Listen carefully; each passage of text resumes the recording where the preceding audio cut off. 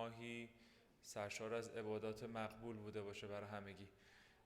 سخنران محترم امشب برنامه همونطور که در کانال تلگرام IEC هم اعلام شده بود جناب دکتر سلیمیان هستن و انشالله تا ثانیه‌های دیگریشون ازشون دعوت میکنیم که صحبتشون رو شروع بکنن به برکت صلوات بر محمد و آل محمد.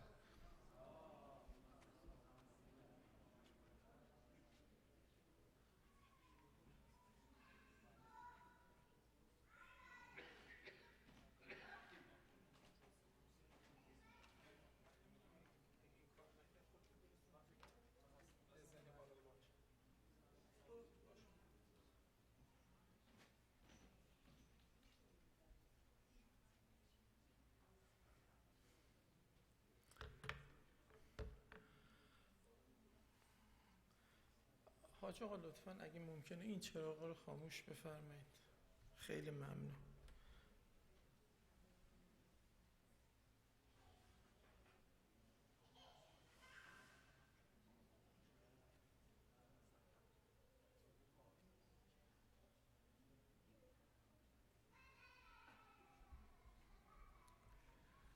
بسم الله الرحمن الرحیم.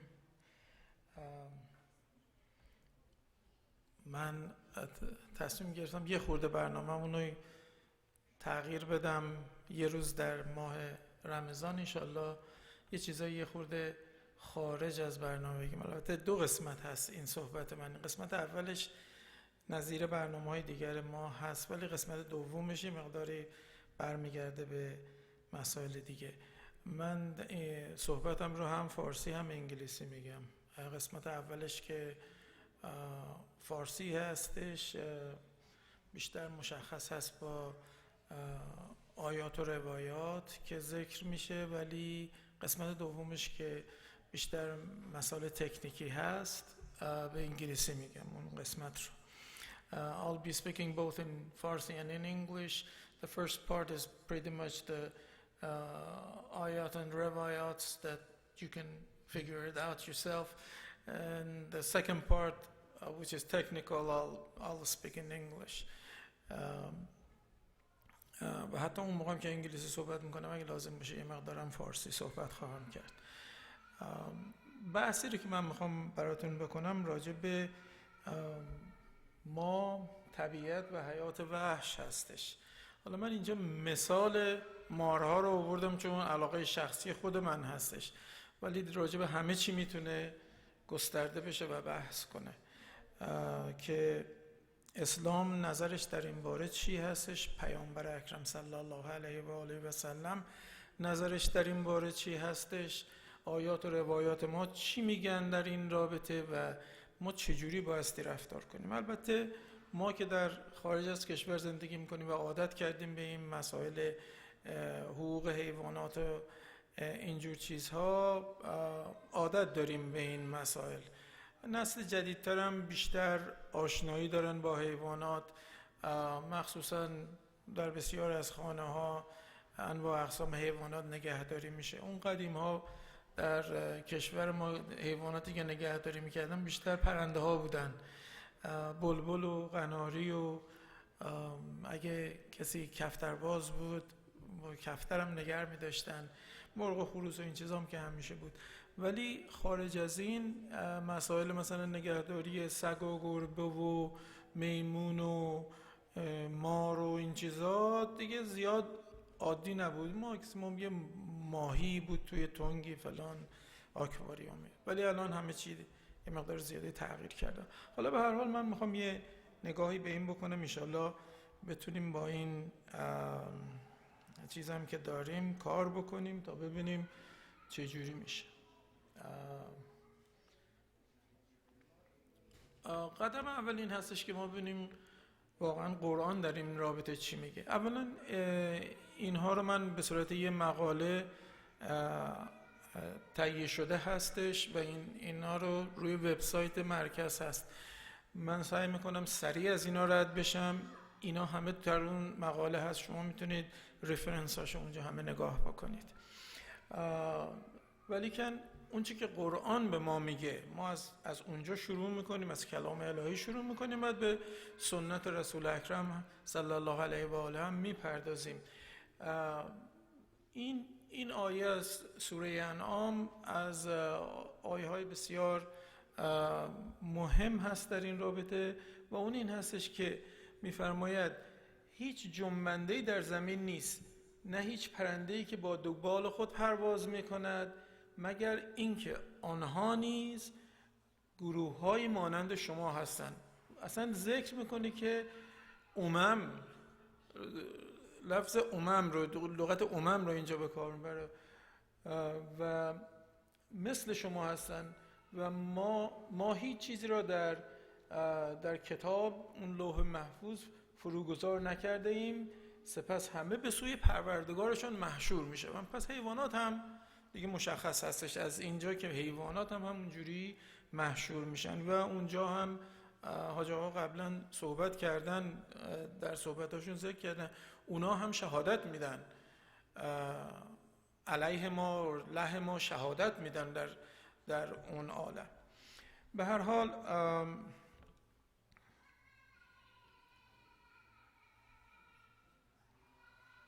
و اون این که روزی همه دست خداست، روزی حیوانات هم دست خدا هست. اینم یک آیه دیگه. من البته عرض کردم میخوام از اینا سریع بگذرم که یه مقداری بتونم یه مقدار بحث‌های دیگه بکنم. و خیلی قرآن در این زمینه ذکر کرده. مثلا در آیه نساء گفته که مثلا حیوانات رو مسله نکنید، اونا رو اون اعضاشون رو نبرید، نمیدونم گوششون رو پاره نکنید، چیزای مختلفی که میکردن و هنوزم میکنن و به هر حال اینا هستش، این مسائل در قرآن هستش. پیامبر اکرم صلی الله علیه و آله هم خیلی در این زمینه ذکر کردن. البته خود اسلام شکار رو نفی نکرده، ولی خود پیامبر هیچ وقت شکار نرفت.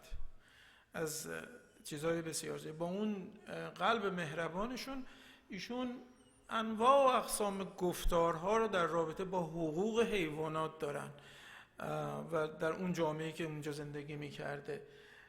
حتی مثلا اینا همه روایات عرض کردم، اینا چیزاش در اون مقاله هستش اگر میخواد که اگه کسی گنجشکی رو بیهوده بکشه، روز قیامت در پیشگاه خدا فریاد میزنه و میگه فلانی مرا بیهوده کشت، بدون اینکه از آن کشتن سودی ببره و نگذاشت که من از حشرات زمین استفاده نمایم و چیزی بخورم. به هر حال این همونطور که عرض کردم قبلا شهادت میدن، این شهادت ها هم هست. آزار حیوانات بسیار چیز واقعا نامناسبی هستش. حالا آیات و روایاتش هم که قشنگ میبینید. پیامبر اکرم در رابطه با اینکه به حیوانات خوبی کنید، مهربان باشید با حیوانات، آزارشون ندید، گفتارهای خیلی دارن. یعنی من وقتی روایات رو نگاه میکردم شاید 15-16 تا روایت مختلف در این رابطه فقط دیدم که در رابطه با همین موضوع بود که آزار نرسین به حیوانات. گفتن که آیا خوبی کردن از حضرت پرسیدن آیا خوبی کردن به حیوانات پاداش داره؟ فرمود آری، برای خنک کردن هر صاحب جگر تشنه‌ای اجری است. البته برای نوه خودش نبود همچه چیزی، ولی خب به هر حال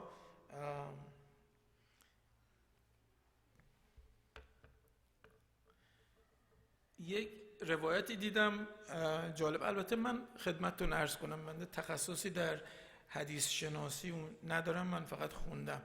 این بعضی از این روایات که ذکر شده ممکنه مثلا 100% هم صحیح نباشه، ولی این روایات هستش و در منابع ما موجود هستش.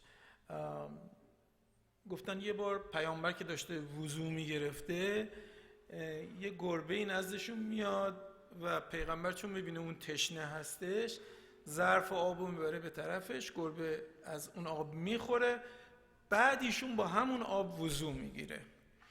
حالا این به هر حال یک نمونه این چنینی هست. تعداد زیادی از این روایات در رابطه با این هستش که مثلا حقوق حیوانات رو شمردن. حقوق حیوانات در رابطه با این سیره پیامبر رو دارم عرض میکنم، وگرنه در ائمه ما هم فراوون در این زمینه صحبت کردن. امام سجاد هم که میدونید در رساله حقوقشون ذکر کردن. ولی به هر حال اینا در رابطه با سیره پیامبر اکرم صلی الله علیه و آله و سلم که راجع به حقوق حیوانهای سواری بر صاحبشان، رعایت حقوق حیوانات هنگام سواری و بارکشی چه حقوقی دارن، منع شکار شبانه از پرنده ها و مخصوصا گفتن جوجه هاشون اصلا دست نزنید. این جزو مثلا اینها هستش، جزو روایاتی هستش که در این رابطه ذکر شده. حالا یه چیز خیلی جالب، ابن مسعود این نوشتم که ببینید چقدر این پیامبر اکرم در رابطه با حیوانات دل رحم بودن. ابن مسعود میگه نزد رسول خدا بودیم که یه مردی وارد جنگلی شده و تخم پرنده‌ای رو با خودش برداشته بود. این پرنده مادر دنبال این شخص اومده بود و دور و بر اینها میچرخید. پیامبر که این صحنه رو دید گفتن که کدام یک از شما پرنده را آزرده و مصیبت زده کرده است؟ مرد گفت من تخم یا جوجه او را برداشتم. حضرت گفت به او رحم کنید و آن را به او رد نمایید. به او رد نمایید یعنی تا این حد مثلا اهمیت میدادن به این قضیه. ما با حیوانات حالا چی کار میکنیم؟ این شما هر روز میبینید در این اخبار و از این چیزهای مختلف، ما امت رسول اکرم، امت همون کسی که اون حرفا رو زده، با حیوانات از این کارا میکنه. اگه میخواستم از این عکس‌ها ردیف کنم 300 تا میتونستم همینجا براتون اضافه کنم. ولی این ما ملت مسلمان پیرو همون رسول اکرم هستیم. چرا ما چنین کارایی میکنیم؟ چه دلیلی داره که ما انسان ها اینقدر نسبت به حیوانات بیرحم رفتار میکنیم؟ نه هممونه نمیگم من خواهش میکنم چیز نکنیم، ولی بعضی از ما چرا اینجوری رفتار میکنیم؟ کسانی که در این رابطه کار کردن تعداد مثلا 20 تا 30 تا عامل رو شمردم. من چند تا از اینا رو اینجا ذکر کردم. یکی تربیت در خانواده است و این تربیت جزو مهمترین اصولی هستش که ما خواهیم دید. عامل ترس هستش که ما از حیوانات خودمون میترسیم. عدم وجود قوانین بازدارنده هستش. این جایی نیستش که مثلا به این شخصی که داره این حیوان زبون بستر این شکلی آزار میده چیزی بگه. ماکسیموم هم میبرنش چون سر صدا کرده. اگه سر صدا نکرده بود که این کارم نمیکرد.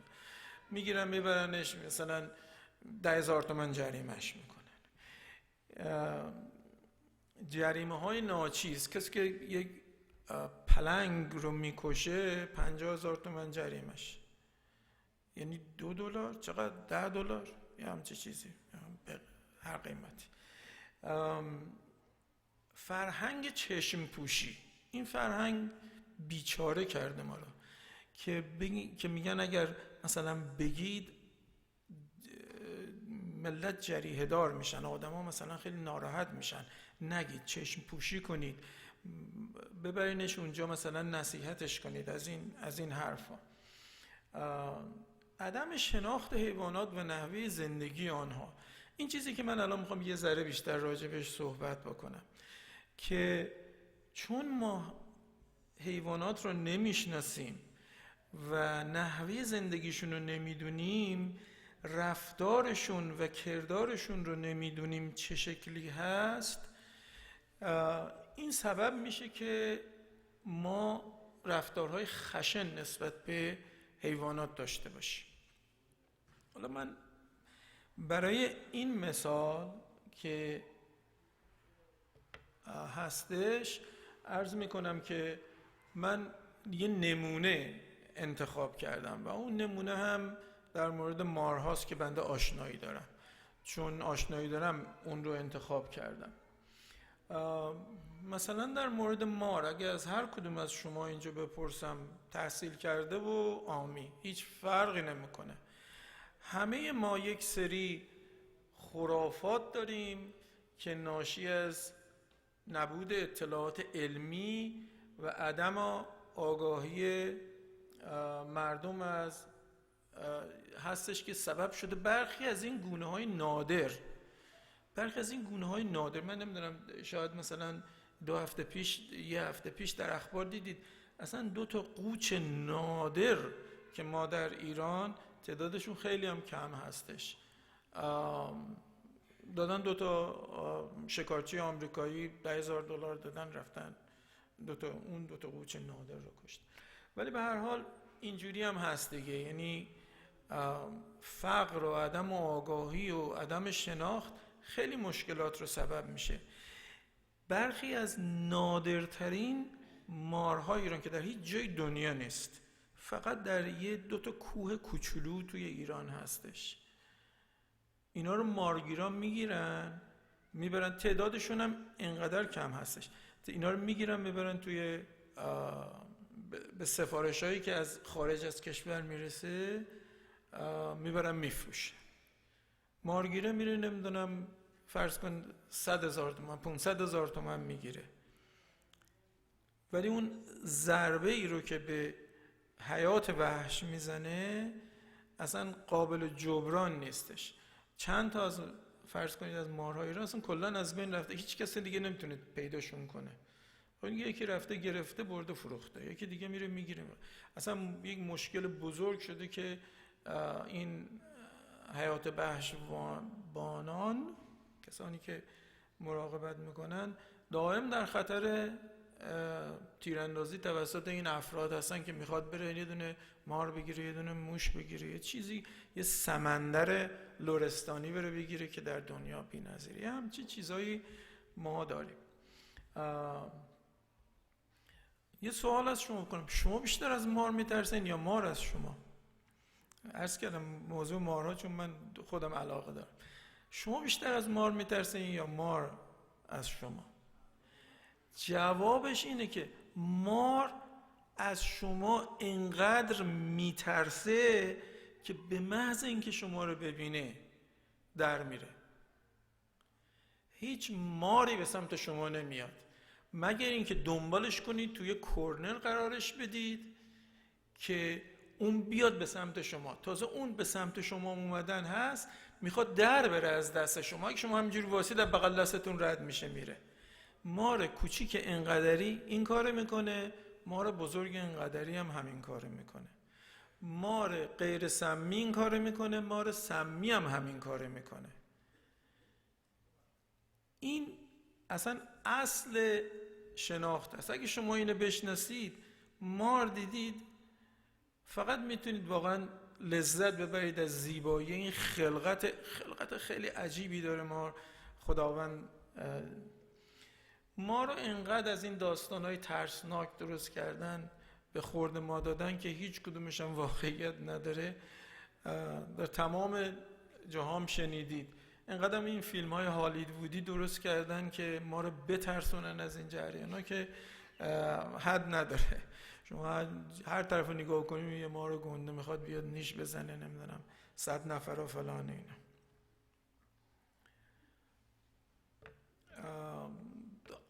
From this point, I'll just talk a little bit in English.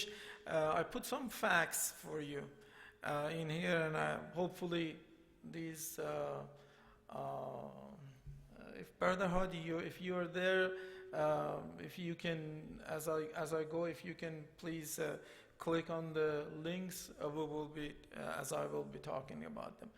اولا که مثلا مارها گوشتخوار هستن دیگه، خلاصه سبزی و هویج و این چیزا نمیخورن، اونو گوشتخوار هستن. کارشون هم اینه خوردن حیوان، بیشتر چیزایی رو که میخورن حیوانات موذی هن.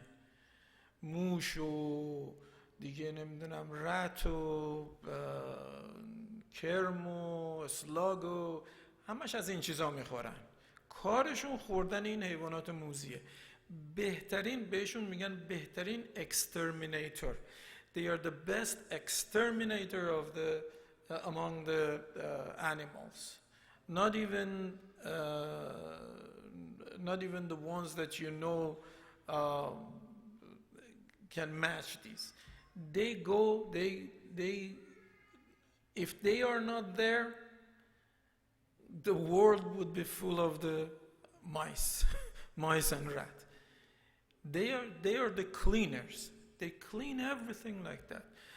They eat other snakes too, especially the venomous snakes. So they are very useful. If you see a snake, please don't kill it. Let it go. If you see a snake somewhere around your house or around in the garden and so on, know two things. One, you have rats somewhere, because that snake is coming after those rats. You have rats. If you kill the snakes, rats will multiply. Let them stay. Let them stay. Don't be afraid. They'll just go. Just stay next to a snake and admire. I know that you can't do that, but try to do that. Snakes don't have eyelids. They have skin. As they grow, they change their skin. They shed that skin as they grow. Once or twice, or sometimes 3 times a year, they shed their skin as they grow, and that's what they have. So they really don't have any eyelids. That's the only difference that they have with the other reptiles. They don't have eyelids. Their eyes are fixed. Their eyes are fixed, and over that is just that skin, but it is a transparent skin. Snakes really don't see much, but they sense. The seeing of the snakes is by sensing. The sensing of the snake is in 2 ways. One is through their tongue. You have noticed that the snake has a tongue which is forked. 2. Every time that you see a snake, they are moving their tongue out, up, down, up, down, up, down, in. Every time that the snake brings its tongue out, it senses what is in the air. Okay, it senses what is in the air. When it takes the tongue back inside the mouth, it puts the tip of those tongues into its upper portion of the mouth. There is a hole, there are 2 holes, though 2 small holes called Jacobson organ. It puts them into that and senses what is in the air, and it senses it stereo, from this side, from that side. It knows what is going on around. In خلقت خداوند, this creation of Allah is such a complicated system that you just have to sit down and say, wow. They cannot bite food, so they don't have any teeth that can actually chew and tear apart the prey. They have to swallow it whole. So the system has been designed for them such that they can actually swallow the prey whole. If you see the videos and all those things, you will see that they are trying to eat the prey in a special way, and I'll talk about it a little bit. They have, you see, all of us, you know that we human and like many animals, we have our jaws. The upper jaw is fixed. The lower jaw moves. It moves around these two hinges here. You can put your fingers around your ears, and as you move your mouth, your jaws, you will see where it is actually hinged. It is fixed on there. And it can only go up or down. Okay? So those things are what you have. Also, there are the two jaws that you have coming down. They meet in here. If you put your finger, you can actually see where they are meeting. And that is fixed too. For the snakes, the head of a snake is pretty much the size of your thumb. That's as much as it is. Some snake is like your little finger. Okay? With that mouse, that head and that mouth, they can eat larger than their head preys. How can they do that? It's just because of the way that their skeleton is set. Their two jaws are not hinged together, are not connected together. They are not fixed. They are two separate ones. One in here, one in here. Okay, so they can move one and they can move the other one. Now, not only that,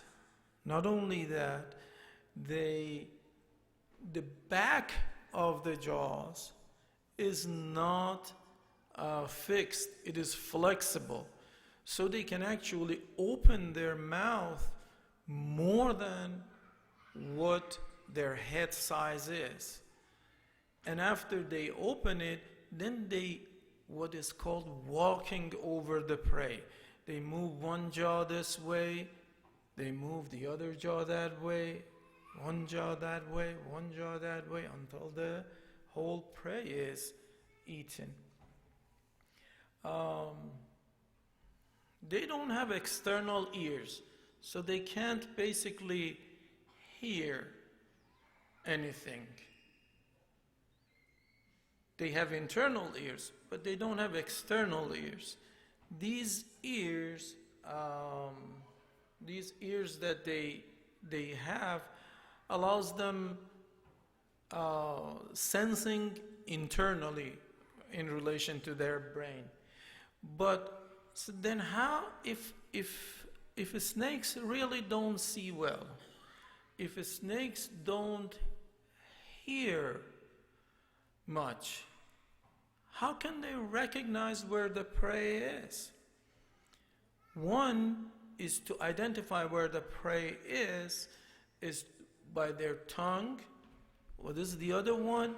Is by senses. The scales at the bottom of the snake is very sensitive. It can pick up the slightest movement of the prey. A small roach, if it walks, the vibration, a roach, the vibration that it creates, snake can pick it up. It knows something is moving there. It can't see what it is, but it just keeps bringing its tongue out and senses where that prey is. The creation of this is amazing. There are about 3,000 different species of snakes, and in Iran we have a lot of them. In Afghanistan we have a lot of them. That area of the world, we have a lot of them. Middle East and that area, Turkey, Iran, Iraq, Afghanistan, Pakistan. We have a lot of them. The other places that have a lot of them are Australia and India and some in South America and Central America. They have a unique anatomy that allows them to swallow the prey. The skin is very smooth. When you look at the snakes, the first thing that you might think is that it is oily. It looks like it's gel and oil on it, but it is a very shiny and very dry skin, and it is all full of the scales. Those scales are part of the skin of the animal. They are not like fish scale. Fish scales are not part of the skin of the fish. They can be separated, but these snake scales are not separable. They are inseparable. There are some species. How do they catch their prey? Some of them just sit there, wait until the prey passes by. And they wait and they wait. They might actually wait 24 hours. Just because the eyes are not, there is no eyelid, they may be even asleep. Okay, maybe even asleep. But they sit there, they wait and wait until a prey passes by, and then they capture the prey. Some of them actually go and forage for the prey. They look, they go, and they travel and they find their prey. Some of them are venomous, so they bite. They bite, inject venom, the prey becomes almost dead, and then they eat the prey. Some of them constrict the prey. So they wrap around the prey, they push, they keep exerting forces until the prey dies. And when the prey dies, then they start eating the prey. Some sea snakes. There are some sea snakes that there are some water snakes, there are some sea snakes. Sea snakes are in the oceans. And they have to dive deep to get food and so on. So some of them can actually dive deep and still breathe. They can still breathe. Now, but they still need to drink fresh water. So what does a snake in the middle of the ocean do to get fresh water? Where do you think they get the fresh water? They come to the surface when it is raining. As it rains, because the rain drops, that water has a different density than the ocean water. Initially, the snake forms a layer on the top of that ocean water. The snakes come and drink that water. Who taught them this? Who did that? I don't know. Anacondas are the largest snakes, very large. They can go up to 5 meters, 16 feet, very heavy, very thick. But at the same time, they are non-venomous. But the power that they have in their jaw can break skulls.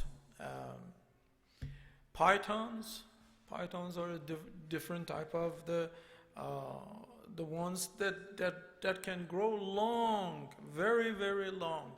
I wish I could click on these. Brother Hadi, are you back there? If you are back there, you can.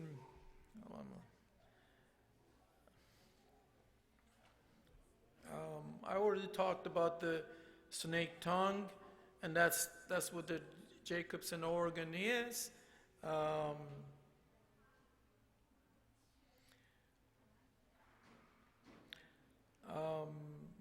have a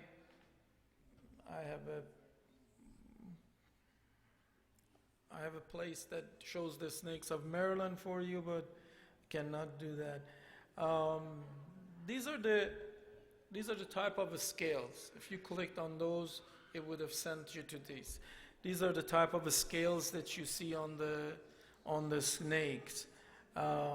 This is how a snake is changing its skin. As I said, once, twice, or 3 times a year, depending on the weather and so on, it changes the skin.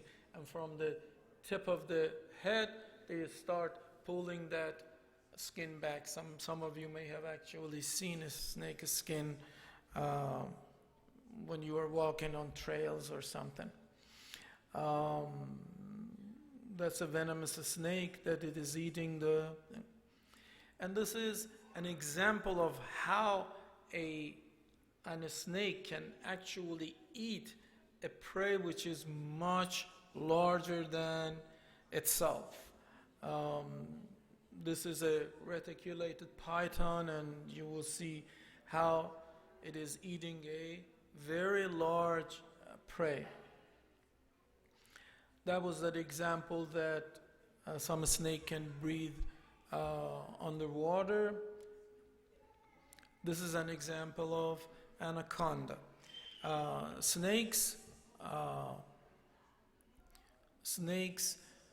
snakes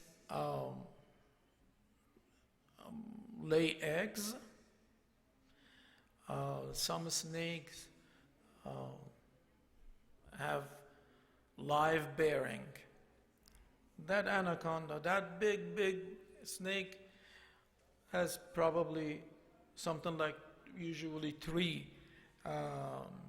to 3 babies. And that's a live bearing snake, by the way.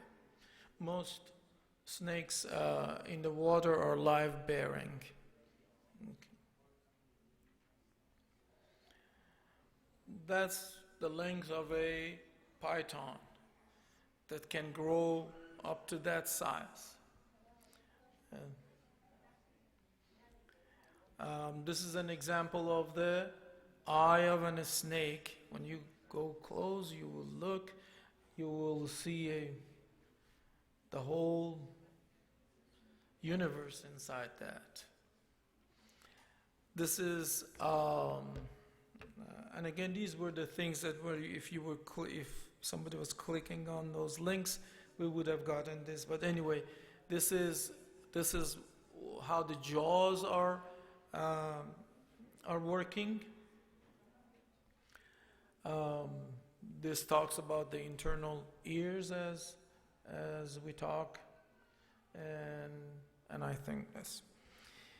So,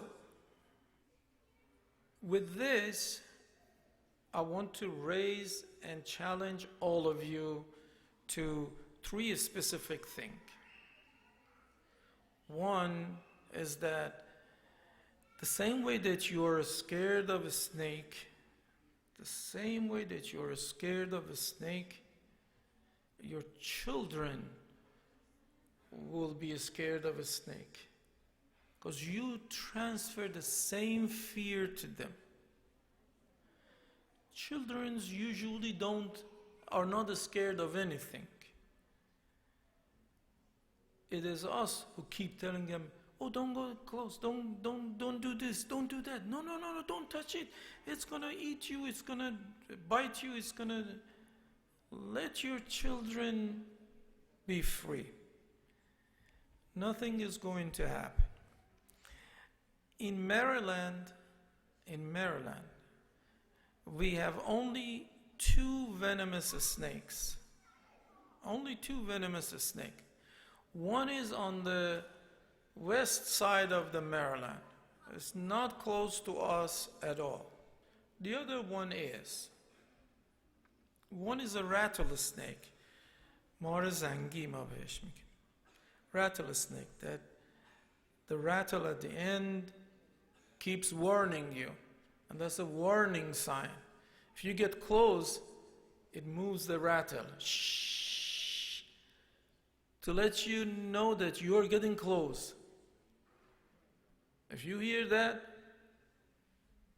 stop. Move back from wherever you were coming. Just move back. That's all you need to do. Otherwise, if you get closer, it will just go away. Unless it is cornered. If it is cornered, it might actually defend itself. Remember, snake looks at you and say, oh, this is Godzilla coming to kill me. That's one. Don't instill that fear in your children. Number two, take them out. Take them out. Let them experience this wonderful world of snakes or whatever it is. Doesn't make any difference. Anything. Birds, if you're more comfortable with birds, go with birds. Let them get their hand on this wonderful world. As they do that, they become something that is familiar, somebody that is familiar with wildlife, cares about wildlife, and becomes part of the next generation to actually help save the planet. And third one that is really an important one, be active. Don't let other people, and every time that somebody says something about the animals, these stories that, a snake or a roach or a mouse or something did that, stop them, because they are not true. They are simply not true. These are all superstitions and unimportant things that is going to impact your children, you, and your life. So let's just be in harmony with the nature and so on. Take your children. We have a very vast area around here, just in IEC. I walk around and I see all sorts of plants, all sorts of life, all sorts of stuff around here. Take your children. These days, these phones that your children, every one of them has, one of the $700, $800 something that they have, and they just sit and go over all sorts of different things. Put an app for them that identifies the plants, that identifies the birds. And ask them, what do you think this flower is? Let them figure it out. If they know that, they'll be a better person. That's simple. If you see a snake, just watch it. Take a picture. There are two little kids around here that I took them to. There are a couple of snakes here around. I took them to the snakes and I said, look, and they loved it. They just loved it. Take your children there. If you're scared, if you cannot do that, bring them and I'll take him.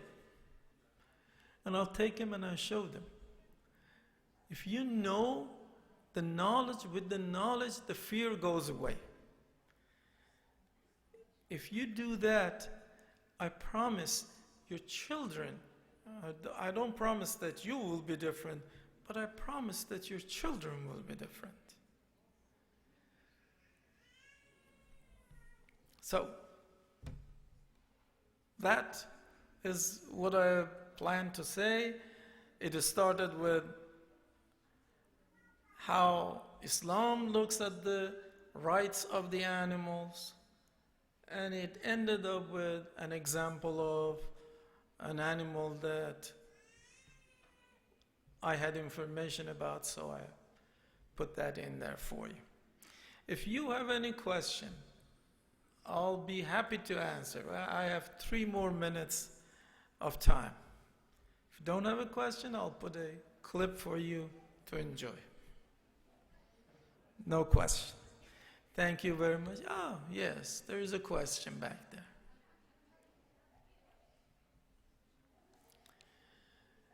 If you have a picture of a snake at your house that you see somewhere around, bring it and I'll tell you what that is.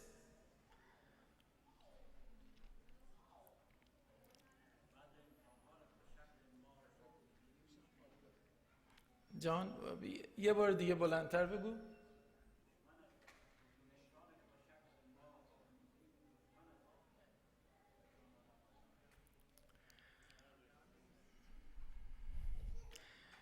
والا حتی من با حاج آقام وقتی صحبت کردم ایشون گفتن که این داستان ها هست، این داستان ها هست، این داستان ها هستش. گفتم بله میدونم هست، من خیلی هاشو خوندم، ولی ما دیگه آدم به حاج آقام که نمیتونه بگه. گفتم خیلی هاشون واقعیت نداره، اینا هم داستان هایی که میبافن. بفرمایید.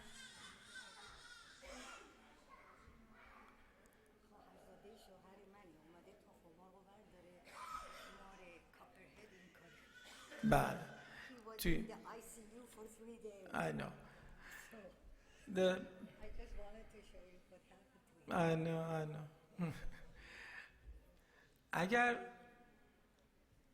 اگر خدای نکرده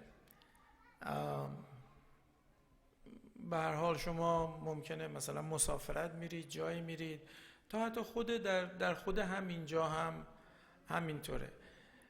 عرض کردم در این منطقه ما فقط یه دونه ماره داریم که سمی هستش، اسمش از کاپرهد،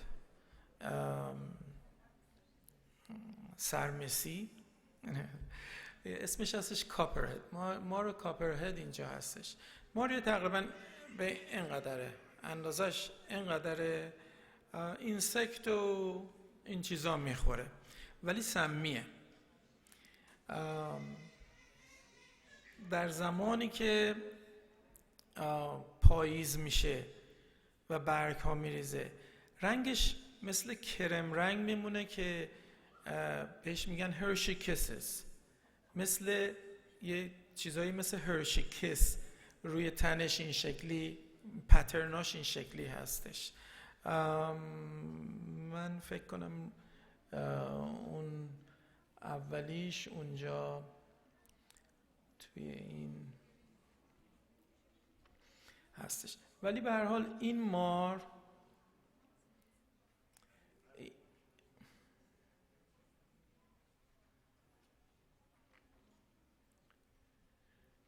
اون بالا دست چپ اون بالاست، اون مار کاپرهده. این یه مار به اصطلاح سمی منطقه ما هستش. الان که فصل سبزه شما به راحتی میبینینش، ولی وقتی پاییز میشه جاهایی که برگ خشک و شاخه های این چیزا هستش خیلی سخت دیده میشه.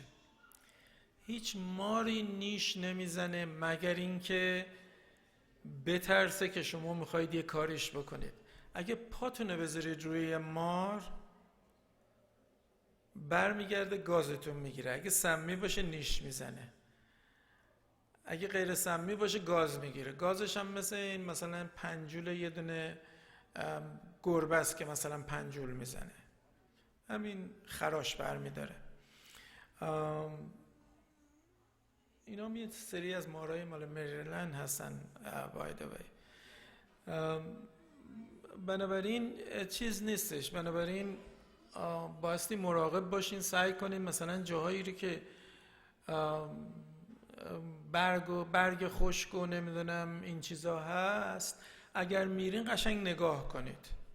من عادت کردم که قشنگ نگاه کنم، ولی حتی منم که نگاه میکنم گاهی اوقات اینا رو میس میکنم، برای اینکه اینقدر اینا پنهان کار هستن، اصلا نمیخوان دیده بشن، پنهان کار واقعی هستن. اگه به طور تصادفی مثلا پاتونه بذارین روش، یا سعی کنید، بیشترین مارگزیدگی مارهای سمی مال وقتی که آدما میخوان اون ماره رو بکشن، میرن نزدیک بکشن، اونم میخواد از خودش دفاع بکنه، نیششون بزنه. به هر حال این هم هست. خواهرمون یه عکس بستگانشون نشون دادن که همین کاپرهد نیششون زده بود. توی کشور آمریکا کسی از مارگزیدگی نمیمیره. توی هندوستان و جاهای دیگه بله، وقتی چیز نیستش، وقتی امکان این که کسی رو که مارزدگی داره به یه محل پزشکی برسونن نیستش. تو آفریقا هستش، تو جاهای این شکلی ها هستش. ولی خدا نکنه که مار شما رو بگزه در آمریکا. صورت حسابتون ممکنه بین $20,000 تا $70,000 فقط پول بیمارستان بشه، به خاطر این ضد انتای ونومی که بهتون میزنن. ولی به هر حال عرض کردم بچه هاتون رو با طبیعت آشنا کنید، بذارید با طبیعت بزرگ بشن، اون وقت برای طبیعت احترام قائل خواهند بود. تشکر که گوش دادید، انشاءالله که به درد بخور بوده. I hope it was useful. برای سلامتی خودتون یه صلوات. Yes.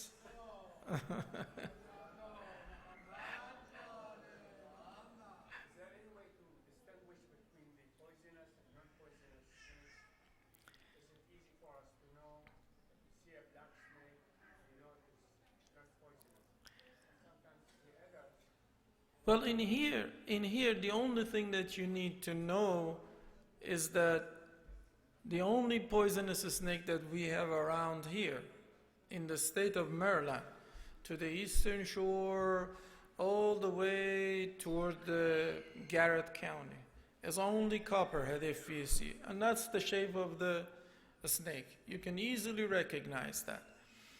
But for the places that there are a lot of snake, yes, there are. Most venomous snakes have a trapezoid head. So the head looks like triangular and then turns into a neck and then the rest of the snake. Non-venomous snakes are mostly round head. They're very small round head, just like your finger, just like your thumb. There is no distinguishing between the head and the neck and the body. They just go together. But of course there are exceptions, and the places like Arizona or California or Texas, you might be more careful about those. But that's it. Enjoy. Assalamu alaikum wa rahmatullah.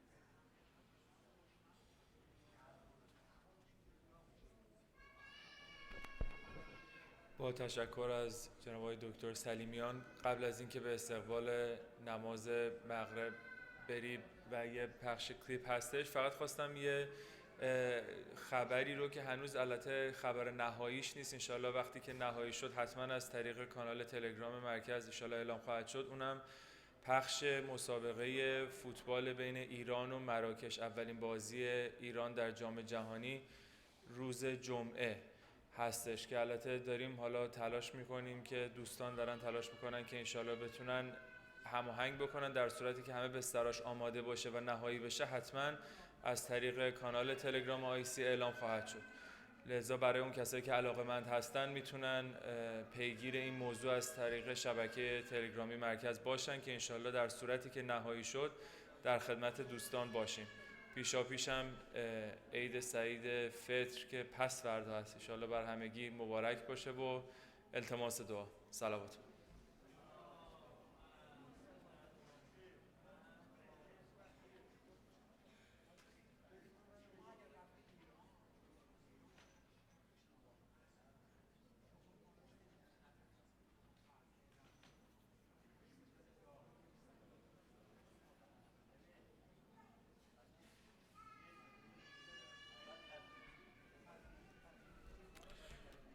السلام علیکم و رحمت الله.